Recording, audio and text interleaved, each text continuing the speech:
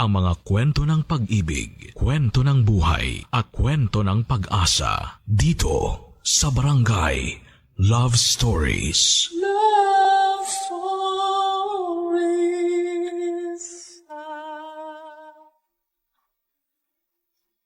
May mga bagay tayong pinaghahandaan dahil ito ang gusto nating makita sa dulo ng ating buhay. Mga bagay na pakiramdam natin ay totoong makapagbibigay sa atin ng saya. Ikaw, kabarangay, ano ba ang pinaghahandaan mo na sa tingin mo ay makapagbibigay ng ligaya sa iyo? Dear Papa Dudut, wala namang masamang mangarap. Kahit sabihin pa ng iba na imposible na, ang importante ay kaya mong sabihin sa sarili mo na posible pa. Ako nga pala si Jean, 35 years old. Kabilang ako sa mga babaeng nangangarap na maikasal balang araw.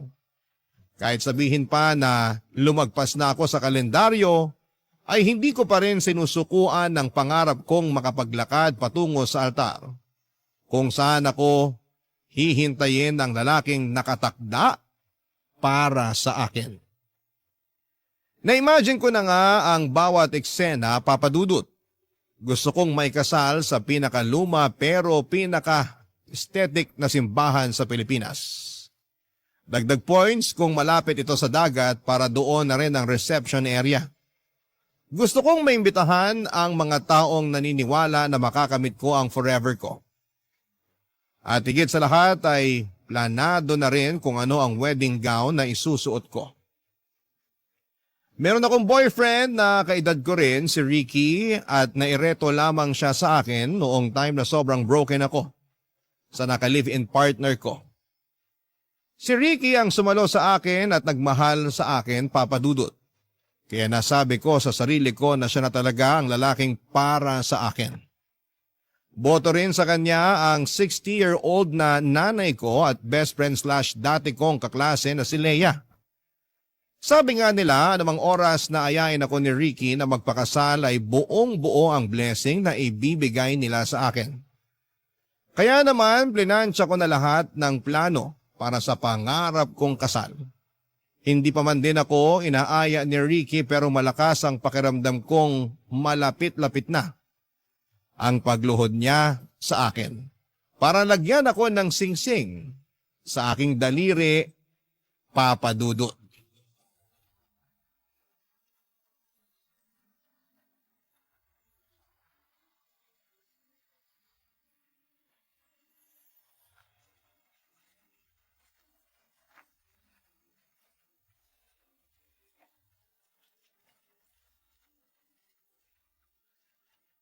Ang ganda, di ba?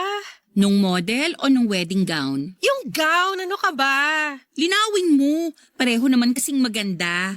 Sa tingin mo bagay sa akin? Yung model o yung gown? Ito naman nakakainis na. Ano bang meron sa gown na yan? Nag-propose na sa'yo si Ricky, no? Ano? Nag-propose si Ricky? Si nanay naman nakakagulat. Biglang pumapasok sa eksena. Ano tong narinig ko na nag-propose na si Ricky? Kailan? Bakit? Baka bakit ka naman dyan, Nay? Parang katakataka naman na may lalaki magpo-propose sa akin. So nag-propose na nga sa'yo si Ricky? Saan? Kailan? Bakit? Isa ka pa. Hindi pa siya nagpo-propose. Eh bakit tumitingin ka na ng wedding gown kung hindi pa naman pala siya nagpo-propose? Window shopping? Oo nga. Bakit ka tumitingin ng wedding gown? Naka-sale ba ngayon kaya kailangan magmadali? Walang sale. Nakaramdam lang ako ng lukso ng dugo nung makita ko tong wedding gown online. Lukso ng dugo! Anak mo ba yung wedding gown na yan? Si nanay naman eh. Gets nyo na yun. Unang kita ko pa lang sa gown na to, alam kong siya na. Hindi ko na to papakawalan pa. Dahil ang wedding gown na ganito minsan lang darating sa newsfeed mo. So bibilin mo na? Ipapabili ko kay Ricky. Hindi pa nga nagpo-propose sa'yo si Ricky, tapos pabibilhin mo na agad siya ng gown? Girl, singsing muna ang dapat na inaatupag niya, no? Tama si Leia. Singsing ang dapat inuuna ni Ricky. Yang gown, saka na yan kapag ikakasal na talaga kayo. Bakit kasi mauuna yung singsing? Bakit hindi pwedeng wedding gown muna? Eh yun nga ang mas nakikita sa mismong kasal kaysa sa singsing. Yun ang makikita ng mga bisita. Yun ang unang pupurihin. Eh hindi ka pa nga inaaya ni Ricky na magpakasal. Ang advance mo masyado. Iniisip mo na agad kung paano pupurihin ng mga bisita yung wedding gown mo. Basta malapit na rin naman mag-propose si Ricky sa akin. Ramdam ko. Dahil na naman ba yan sa lukso ng dugo? Kanina pa lumulokso yung dugo ko sa'yo, Jean. Nakaka-high blood ka, ha? Bakit pa ayaw niyong magtiwala na magpo-propose sa akin si Ricky? Bakit ayaw niyong maniwala na may susuot ko rin tong gown na to? Ang hirap kasing pangunahan si Ricky. Ganito na lang. Abangan mo muna ang proposal bago ka ma-obsess dyan sa wedding gown na yan. Basta. Ipapabili ko tong gown na to kay Ricky. Sure na ako rito. Ito talaga ang gusto ko. Masyado kang maligalig ngayon. Sa mga susunod na araw, linggo o buwan, baka makahanap ka pa ng mas magugustuhan mong gown. Hindi na, Nay. Ito na talaga yung gusto kong gown. Wala na makakapagpabago sa isip ko. May message ko na yung nagbebenta nitong gown. Pinapareserve ko na. Wow! Ang lakas ng pananalig mo kay Ricky na aayain ka talaga niyang magpakasal, ha? Magkano ba yung gown na napupusuan mo, ha? 75,000 pesos. Tax-free. 75,000? Tax-free? Pwede na yung panghanda, Makakain mo ba yung gown, Jean? Bakit pa ang kontrabida nyo today? Sulit naman ng 75K sa ganda ng gown na to, Isang beses mo lang namang magagamit yung gown na yan. Sayang nga 75K! Unless gagamitin mo tuwing Sabado para mamalengke. Sumama ang loob ko sa pagiging nega ni Nanay at Leia tungkol sa gown ko. Hindi ko na lang pinahaba pa ang usapan dahil baka mausog pa nila ang pangarap kong wedding gown. Binago ko na lamang ang usapan at mabilis lang naman nilang nakalimutan ang tungkol sa presyo ng gown. Pero nasa isip ko pa rin ang tungkol sa gown na yon, Papa Dudut. Aaminin ko medyo naging nega na rin ang pag-iisip ko.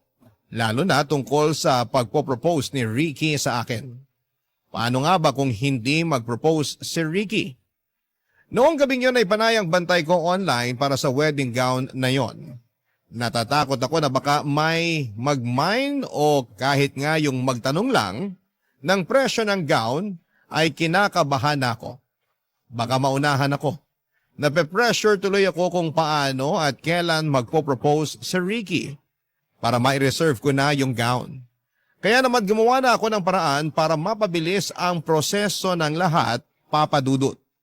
Inaya ko mag-dinner si Ricky pagkatapos ng mga trabaho namin.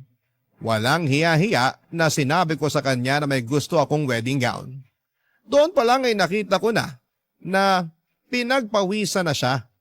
Kinabahan ako sa pwedeng maging sagot niya pero pinagpatuloy ko ang mga gusto ko pang sabihin. Sinabi ko sa kanya na agahan na niyang mag-propose kasi baka mabili na yung pangarap kong wedding gown. Pinakita ko yun sa kanya pati na rin yung message ko sa wedding shop na yon. Nakailang beses siyang nasamid kahit wala naman siyang kinakain o iniinom. Pinagpatuloy ko pa rin ang pagkukumbinse sa kanya. Nakipagkasundo ako na kahit wag na niyang bonggahan ang engagement ring na bibilhin niya.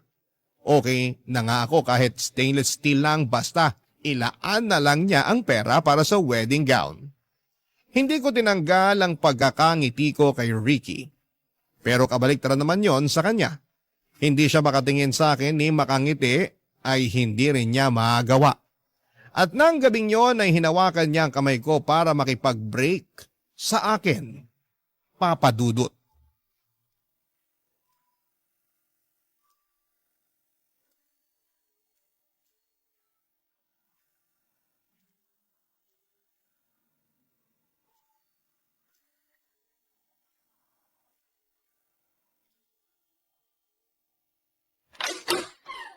Nay! Jean! Nay! Anong nangyari? Bakit ka umiiyak? Maupo ka nga muna. Tubig. Gusto mo ng tubig? Nay, hiwalay na po kami ni Ricky. Ano? Parang biglaan naman yata. Kasi binigla ko rin naman siya. Nako! Huwag mong sabihin. Sabi ko sa kanya na mag-propose na siya bago pa mabili ng iba yung wedding gown na pangarap ko. Ay, anak naman! Na-pressure ko ata siya masyado. Kasi hindi na siya makatingin sa akin noon. Tapos hinawakan niya yung kamay ko. Akala ko yun na eh. Akala ko magpo-propose na siya pero sabi niya, mag-break na lang kami. Kasi nga pinilit mo siya mag-propose. Hindi. Kasi pinilit ko siyang bilhin yung wedding gown. Ang mahal naman kasi nung wedding gown na yun, anak. Hindi lang naman dahil sa presyo ng wedding gown yun, Nay. Halatang hindi pa siya ready na pakasalan ako. Wedding ganon. O talagang nape-pressure lang siya sa presyo ng gown. Alam mo naman na may mga lalaki na sumasama ang loob kapag hindi nila nabibili yung gusto ng nobya nila. Sinabi ko naman sa kanya na pwedeng hati na lang kami sa gasto sa gown. Sinabi ko nga sa kanya na nakapag-down na ako ng 5K sa gown eh. Nag-down ka? Just lang yun, Nay. Para ma-pressure na siya. Para wala na siyang kawala. O para wala nang kawala yung wedding gown mo? Pareho! Kaso siya naman tong kumawala sa relasyon namin. Nasaktan ako sa hiwalayan yun ni Ricky.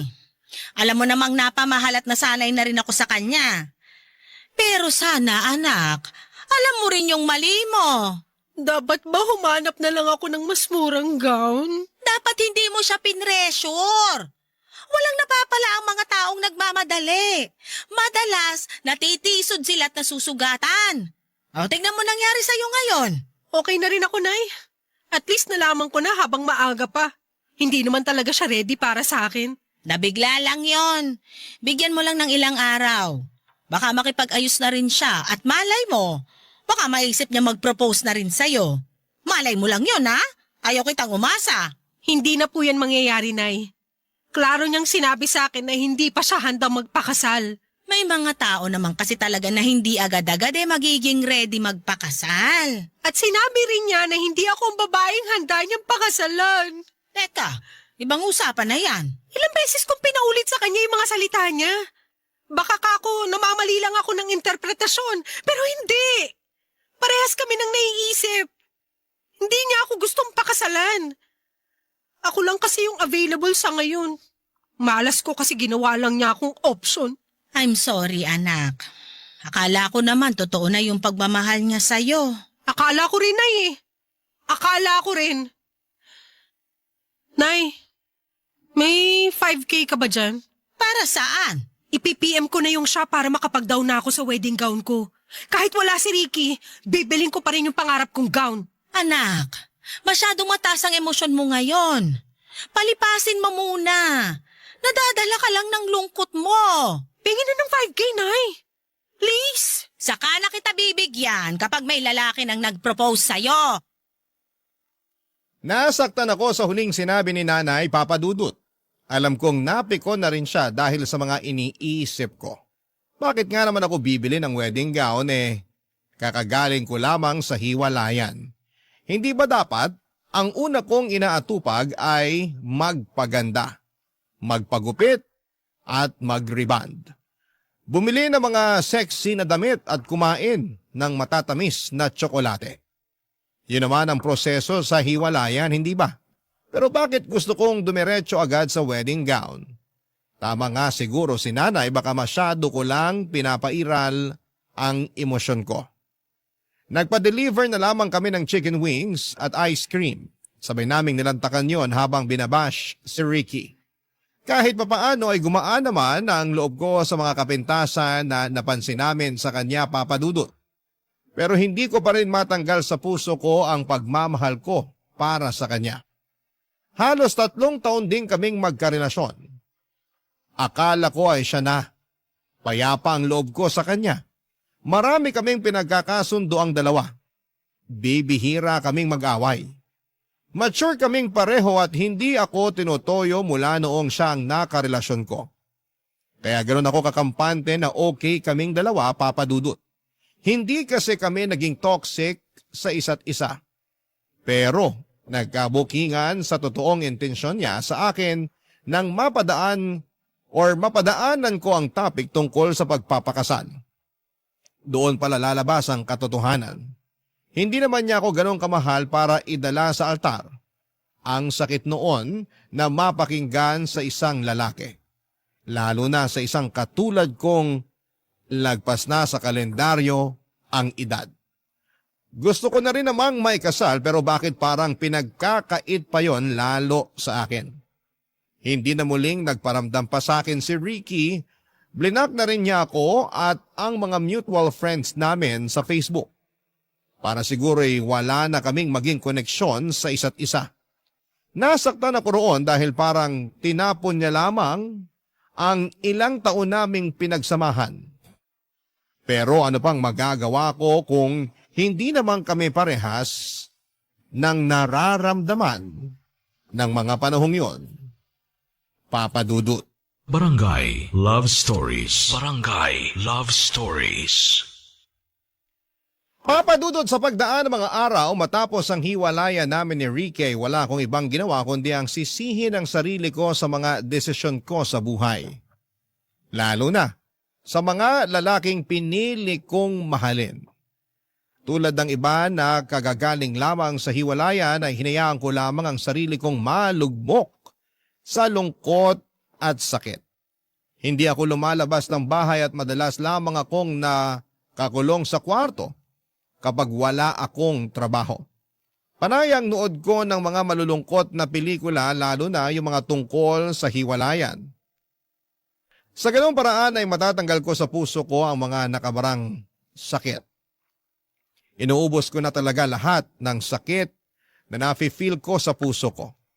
Ganon kasi ako mag-move on. Hahayaan ko ang sarili kong malugmok at saka ako babangon. Hinayaan naman ako ng nanay ko na gawin yon at maliban na lamang sa best friend kong si Leia. Magkaiba kasi kami ni Leia. Pag ang best friend kong yon, ang nasaktan ay paniguradong babangon siya agad para durugin lahat ng mga nanakit sa kanya. Hindi man niya madurog ang mga taong yon pero sisiguraduhin niyang makikita nila na nakaahon na siya kaagad. Ma-pride kasi si Leia, Papa Dudut. Ayaw niyang nakikitaan siya ng kahinaan. Kaya ayaw din niyang makita yon sa akin. Gustuhin ko mang itago sa kanya ang pagkabigo ko, mabilis lamang niyang napansin yon. Lalo na sa trabaho ko. Magka-opisina rin kasi kami ni Leia at minamatsagan niya ako sa tuwing nadadown ako sa pagiging sawi ko. Napansin din niyang naapektuhan ang trabaho ko dahil doon. Kaya naman minabuti niyang kausapin na rin ako, Papa Dudut. Hindi ko naman minasama yon lalo't kailangan ko rin naman ng mag-uuntog sa akin para maintindihan kung hindi pwedeng lagi na lang akong malungkot, Papa Dudut.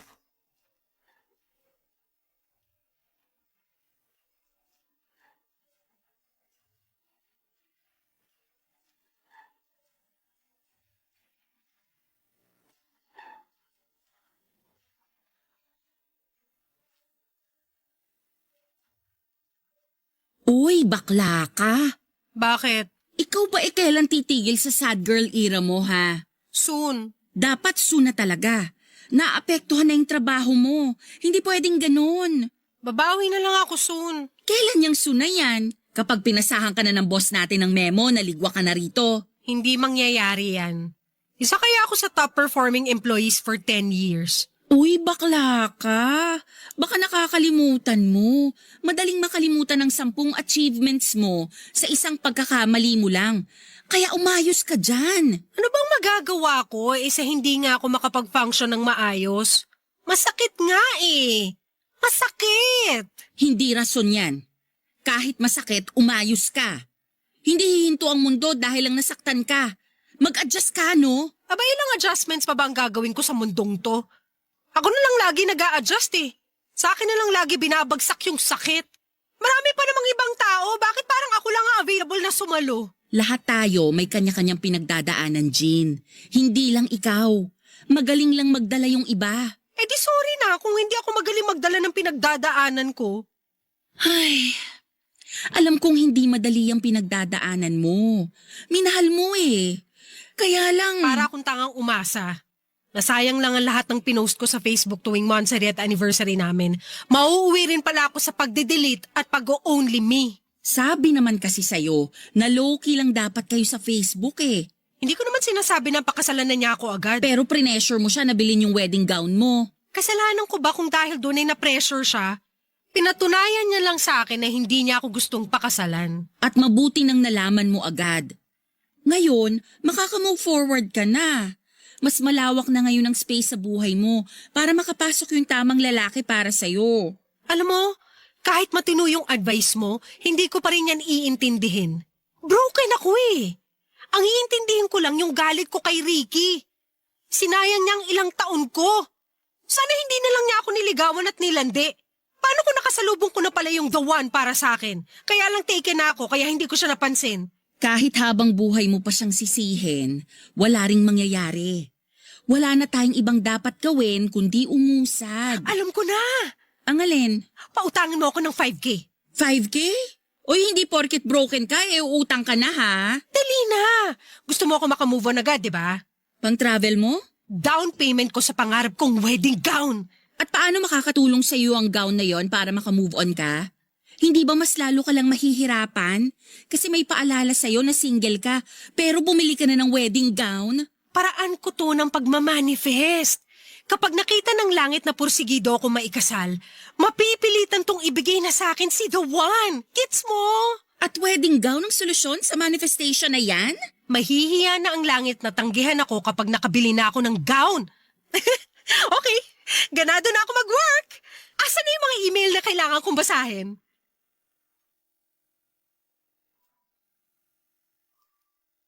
Napapailing na lamang si Leia sa naisip kong gawin, Papa Dudut, pero dahil nakita niyang bumalik ang sigla ko sa pagtatrabaho, nag-bank transfer na siya ng 5K para sa down payment ng wedding gown ko. Ang saya ko noon habang mini-message ang shop kung saan ko bibilhin ang wedding gown ko. Pumayag naman sila sa palugit na 1 taon para mabili ko ang wedding gown na yon. Dahil doon ay nagkaroon ako ng drive para doblehin ang pagkayod sa trabaho ko. Lahat ng OT ay pinapatos ko noon. Tinipid ko ang sarili ko sa pagkain hindi lang para makatipid ako sa gastos, kundi para magkasya sa akin ang gown kapag naisuot ko na. Nawala ng lungkot na nararamdaman ko. Nakausad na rin ako dahil na-inspire ako sa pangarap kong wedding gown. Kailangan kong mabili yon kahit ano pa ang mangyari.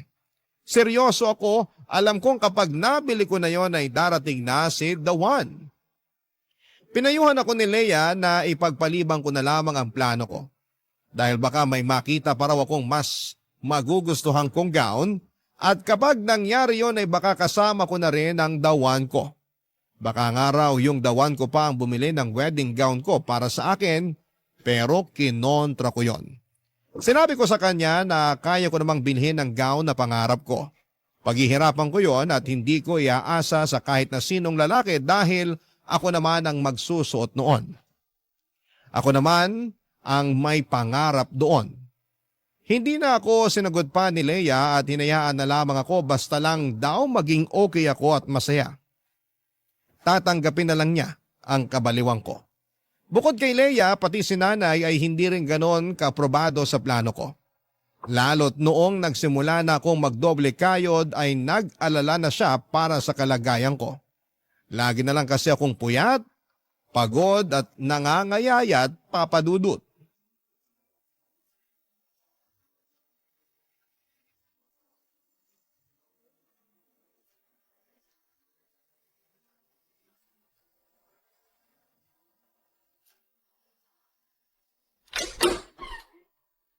Nay, bakit kising pa kayo? Hinintay kita na makauwi. Sabi ko naman sa inyo na malilate ako ng uwi. Kaya sana hindi na kayo naghintay sa akin. Napuyat patuloy kayo. Nag-aalala ako sa'yo, malamang. Halika, ilapag mo na yung bag mo dyan, natabihan mo ako dito sa sopa. Mag-usap tayo. Okay po. Ikaw naman. Hindi ka man lang nag-reply sa mga text ko sa'yo kanina. Nasa locker ko po kasi yung cellphone ko para hindi ako madistract sa trabaho ko. Marami kasi akong kailangang tapusin eh. Gaano pa ba karami ang trabahong kailangan mong tapusin? Naapektuhan na kalusugan mo dahil sa kakatrabaho mo ng walang tigil. Magpahinga ka rin. Kahit day off mo pumapasok ka. Mas malaki kasi ang bayad kapag pumasok ako sa rest day ko, Nay. Mas malaki rin ang bayad mo pag pinaospital ka dahil hindi ka nagpapahinga. Nakakapagpahinga naman po ko, Nay. OA nito. Anong nakakapagpahinga? Nalaman ko kay Leia na kahit lunch break mo nagtatrabaho ka. Parang po matapos na agad yung mga trabaho ko. O baka gusto mong matapos na agad ang buhay mo. Sinanay talaga. Hindi pa matatapos ang buhay ko kasi ikakasal pa ako. Ano ba yung sikat na sinasabi ng mga kabataan ngayon? Delula? Delule ba yun? Delulu po. Ayan ka, delulu. Aba, Nay, ayaw niyong maniwala na ang kaisa-isa niyong anak ikakasal balang araw? Naniniwala naman ako, pero ginagawa mong imposible dahil sa mga ibang kahibangan na ginagawa mo. Kahibangan na ba mag-uti sa trabaho? Kahibangan yung bibili ka ng gown, pero wala ka pa namang aasawahin. Grabihan naman sa aasawahin. Seryoso ako. Ikaw nga gumising-gising na riyan sa mga kalokohan mo. Alam kong nasasaktan ka pa rin sa hiwalayan yun ni Ricky. Naka-move on na ako. Andito na nga ako sa pag-iipon stage para sa wedding gown ko eh. Hindi naman pwedeng mauna ang wedding gown kesa sa mapapangasawa. Ibang mindset ko sa inyo, Nay. Wala kang kaparehas na mindset. Ikaw lang yan. Eh di ako ang magpapauso nito. Ako ang magiging inspirasyon ng mga kababaihan na laging sawi, pero umaasa pa rin na balang araw, makakapagsuot din sila ng wedding gown. Anak. Pwede bang hayaan nyo na lang ako, Nay? Hayaan nyo na lang ako sa pagiging delulo ko. Ayaw lang kitang umasa at masaktan. Umasa at nasaktan ako eh. Sasagarin ko na. Kaya nga gumagawa na ako ng paraan ngayon para makaahon ako eh. Tapos binabagsak nyo naman ako. Hindi kita binabagsak. Inaalalayan pa nga kita sa mga desisyon mo sa buhay eh. Hindi ko kailangan na alalayan nyo ako. Suporta lang at tiwalang kailangan ko sa inyo. Eh ano ngayon kung matisod at pagkamali ako? Ibabangon ko pa rin ang sarili ko. Suportahan nyo lang ako. Yun lang ang kailangan ko. Desidido ka na ba talaga sa pagbili ng wedding gown na yon? Opo. Wala na akong ibang gustong gawin kundi ang maisuot ko na yun. Kahit wala ka pang mapapangasawa. Kahit wala pa akong mapapangasawa. May isa lang akong pakiusap sa'yo. Ano po yan, Nay? Ingatan mo ang kalusugan mo para makita pa kitang suot ang pangarap mong wedding gown. Tumango ako sa naging tanong ni nanay at sinuklian na lamang niya yon ng tipid ng ngiti. Hinayaan na lamang niya ako papadudot. Pinilit na lang niya akong kumain bago ako magpahinga. Pinagbigyan ko naman siya papadudot kahit na hindi ako gutom noon. Sa totoo lang ay parang hindi na ako nakakaramdam pa ng gutom dahil masyado ko nang iniisip ang pagtatrabaho. Nasanay na lamang ang katawan ko na laging nakaharap sa computer at hindi nakaharap sa pagkain. Napansin na kasi ni nanay ang pangangayayat ko. Dinaan ko na lamang sa vitamins at tubig ang lahat. Aminado naman akong hindi ganong kadali ang ginagawa ko at malaki pa ang kailangan kong bayaran para sa wedding gown ko. Pero hindi ko yon susukuan kahit gaano pa yon kahirap papadudot. Hindi na namin muling napag-usapan ni nanay ang tungkol sa pagbili ko ng wedding gown. Kontra man siya sa plano ko pero sinabi niyang ipagdarasal niya na mapaaga ang pagkuha ko ng wedding gown para maging masaya na akong tunay. Bata pa lamang ako ay totoong pangarap ko ng maikasal papadudot. Lagi akong nangunguna sa pagpepresenta bilang bride sa tuwing naiisip naming magkakalaro na magkasal-kasalan.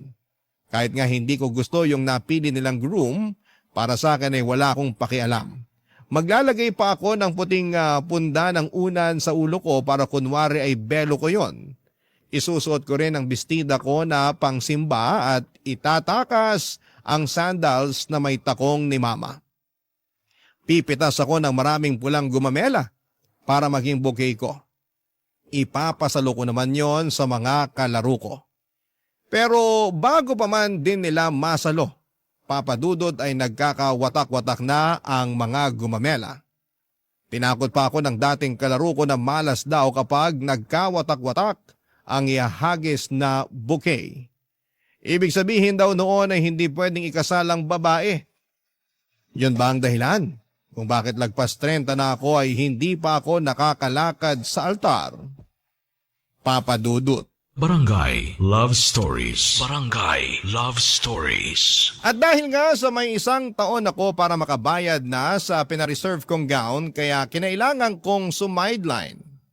Kahit ano na lamang ay tinatrabaho ko, Papa Dudut. Kahit maliit lang ang bayad ay tinatanggap ko. Nagbenta ako ng chicherya sa trabaho at sa mga kapitbahay ko. Ilang beses nga akong nasita sa trabaho dahil bawal daw yon. Kaya naman ginagalingan ko na lamang ang pagtatago. Umextra din po ako tuwing may children's party bilang assistant ng isang kamag-anak kong clown. Hindi lang yan ha, tumanggap na rin po ako ng labada sa mga kakilala ko. Ginamit ko ang napanalunan kong washing machine sa raffle sa trabaho. Marami pa akong ibang ginawang trabaho pero hindi pa rin naging sapat yon dahil masyadong malaking halaga ang kailangan kong bayaran para sa gown. Naisipan ko ngang mag-loan sa bangko kaya lang kapag naiisip ko kung gaano kalaki ang interest noon ay napapatras na lamang ako. Di bale nang pag-ipunan ko at matagalan ang pagbabayad, ang importante ay pinaghirapan ko naman. Panay na nga ang kantsaw ng mga tao sa akin. Para raw akong may binubuhay na 100 mga anak. Pinagsabi ko na kasi ang dahilan ko ng pagtitriple ng kayod. Marami ang nagsasabi na ginagawa ko lang daw na tanga ang sarili ko. Prangka nilang sinabi na walang pupuntahan at manghihinayang lamang ako sa huli kapag nabili ko na ang gown tapos wala naman pala ang papakasalan ko. Aaminin kong nakaka-down yon pero pinakita ko sa kanila na mali sila. Naisip ko na isa lang sila sa mga hadlang para makamit ko ang mga pangarap ko. Pinadala lang ang mga kontrabidang ito ni Lord para subukin kung hanggang saan aabutin ang pasensya at kagustuhan kong mabili ang pangarap kong gown. At higit sa lahat ay ito ang sukat at basihan ni Lord kung handa na ba ako sa ibibigay niyang lalaki na papakasalan ko balang araw. Hindi ko yun susukuan kahit magkamatayan pa, Papa Dudut.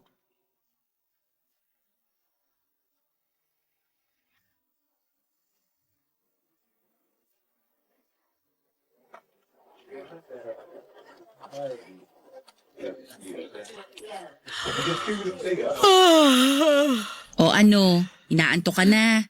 Senyales yan na magpahinga ka na. Senyales to na kailangan ko pang magkape. Pakicheck naman kung meron pang 3-in-1 dyan sa gilid mo. Hindi ka na magkakape, tama na. Kahit tong thermos gusto ka ng sukuan, no? Bibili na lang ako sa kantin.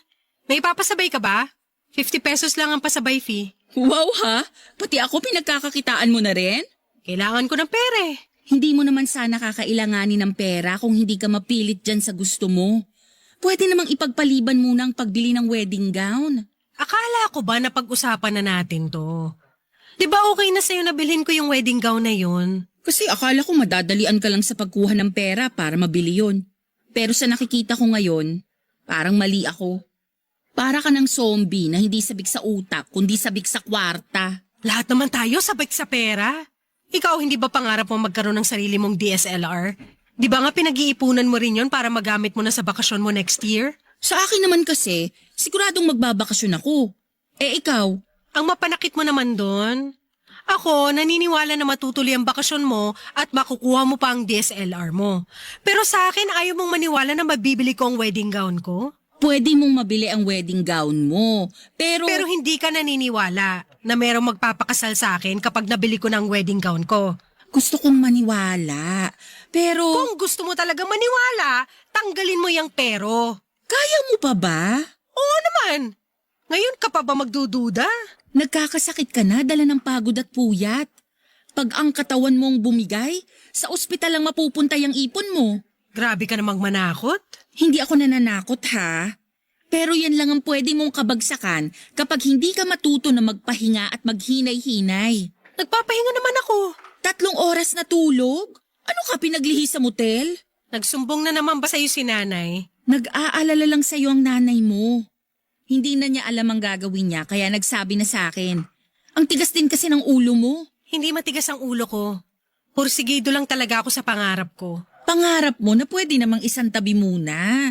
Hindi naman urgent. Hindi dapat iniisang tabi ang pangarap. Kasi kapag iginilid mo yan, may makakahanap na iba. Paano kapag naisipan ko ng balikan? Pero may nakadampot na pala.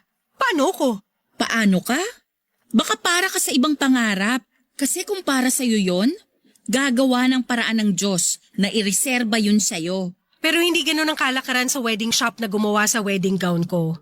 Kung hindi ako magmamadali na bilhin yon, siguradong may ibang babae na hahablot nun. Lagi ka talagang may panlaban sa pangungontra ko. Ipinaglalaban ko lang ang pangarap ko. Ay, bibili ka pa ba ng kape sa kantin? Bakit magpapasabay ka ba? Pabili na lang ako ng tissue. Oh, etong 500 pesos. Wala ka bang barya? 15 lang isang rolyo ng tissue eh. Susungitan na naman ako ng tindera sa kantin nito. Keep the change na. Hoy! Bakla! Seryoso ba? Gusto kong makatulong sa pangarap mo. Ayan ha, bayad na ako sa pasabay fee. Ngumiti sa akin si Leia habang nangingilid ang mga luha ko sa mata. Hindi ako makapaniwala na pwede pa rin pala akong pakitaan ng suporta ni Leia kahit na ilang beses na niya akong kinontra. Nagmadali na akong pumunta sa kantin para bumili ng kape at tissue. Pagkabalik ko ay nakipagkwentuhan sa akin si Leia at hindi tungkol sa wedding gown kundi sa ibang sideline ko. Lalo na yung pagiging assistant ko sa isang clown. Pinagtawanan na lamang naming pareho yon dahil puro ako kapalpakan. Gumaan kahit papaano ang loob ko habang pinag-uusapan namin ni Leia ang mga sideline ko. Sinabi niya sa akin sa dulo ng usapan na isasama niya ako sa mga novena nila ng lola niya para mapabilis daw ang pagsagot ni Lord sa kahilingan ko. Sapat nang marinig ko yon mula sa best friend ko. Sapat na sa akin ang dasal para makayanan ko pang ilaban ang pangarap ko. Kung pangarap lang din ang usapan ay hindi ko nabanggit sa inyo nung una pero meron po akong isang pangarap na gusto kong mabigyan ng katuparan. Yon ay ang pangarap ni nanay na makita akong ikasal. Hindi na niya marahil matandaan pero noong bata pa lamang ako ay napag-usapan nila ng lola ko na gusto niyang maabutan ng araw na makapagsusuot ako ng wedding gown at makakalakad sa altar. Sa ganung paraan daw ay mapapayapa ang kanyang kalooban dahil meron ng isang lalaki na mag-aalaga at magbibigay ng lahat ng pangangailangan ko. Parang akong kinurot sa puso nang idagdag ni nanay na kapag nangyari yun ay handa na siyang sumunod sa tatay ko sa kabilang buhay. Dahil hindi na niya kakailanganin pang problemahin kung sino ang magmamahal sa akin. Hindi ko yon binanggit kailanman kay nanay, siguro'y nakalimutan na rin niya yon. Pero kahit kailan ay natatandaan ko yon, Papa Dudut.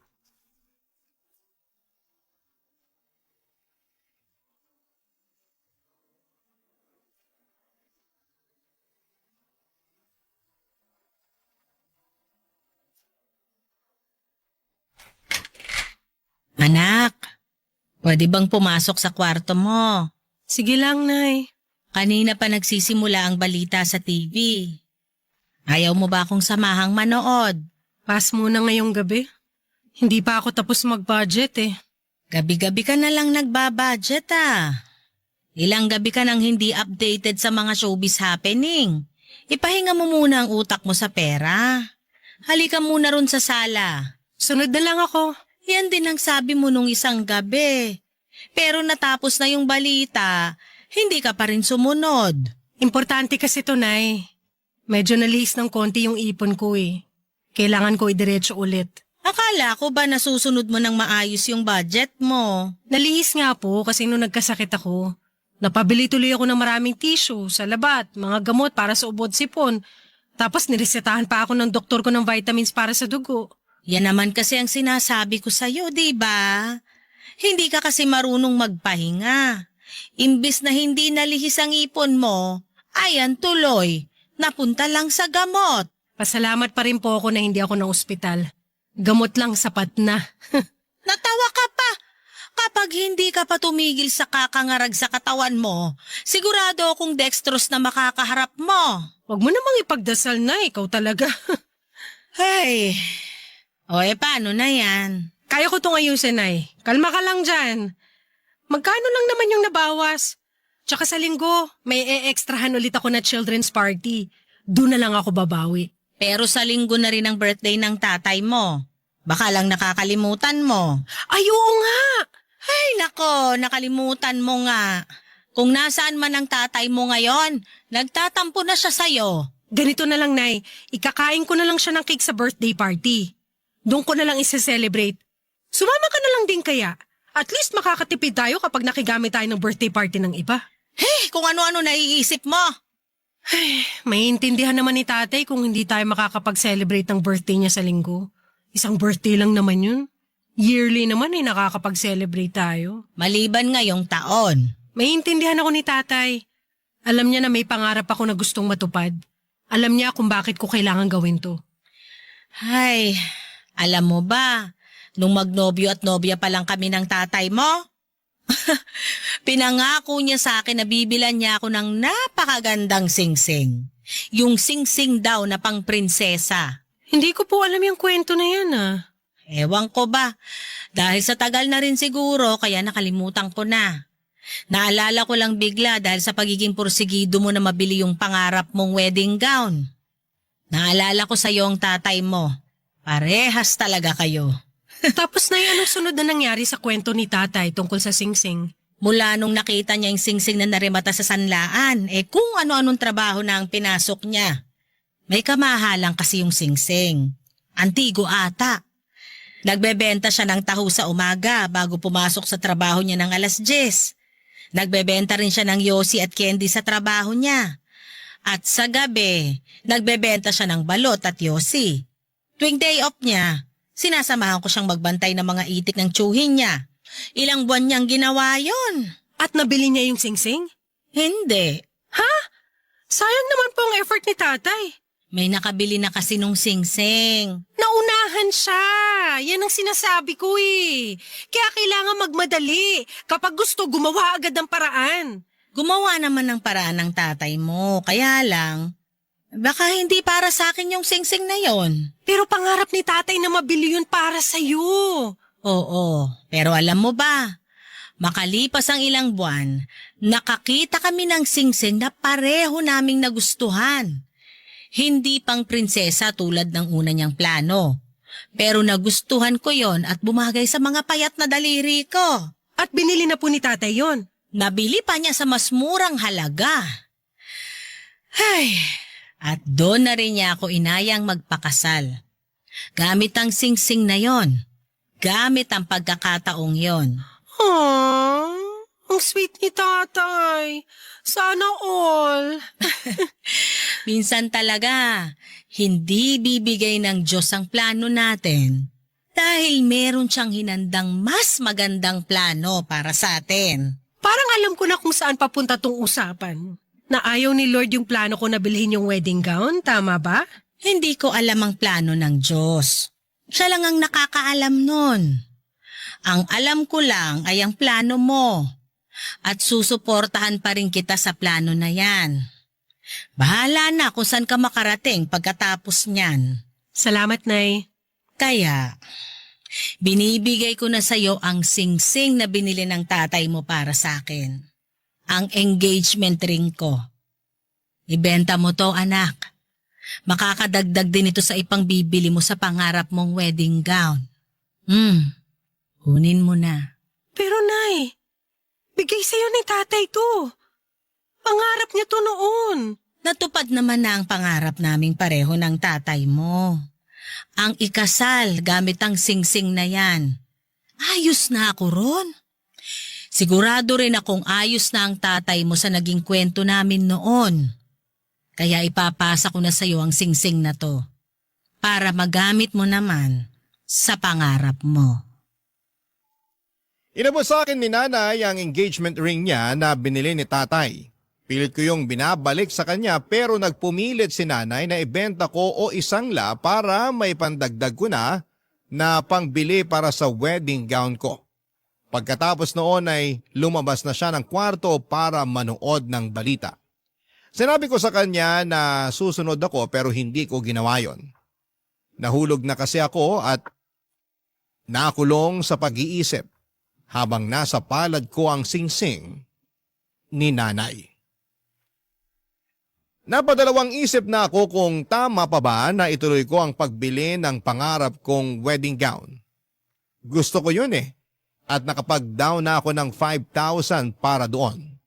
Kahit wala akong karelasyon pero ginagawa ko yon para sa sarili ko. Simbolo yon ng pagmamahal ko para sa sarili ko.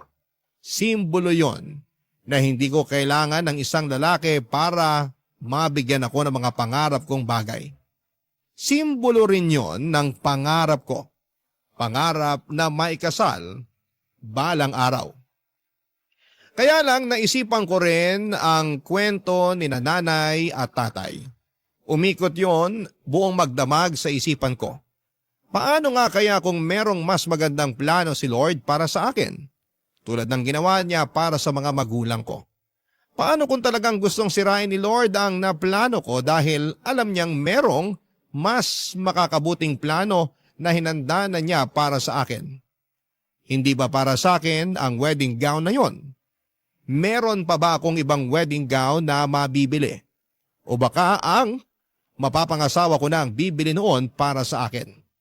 Naguguluhan po ako noon sa sitwasyon ko.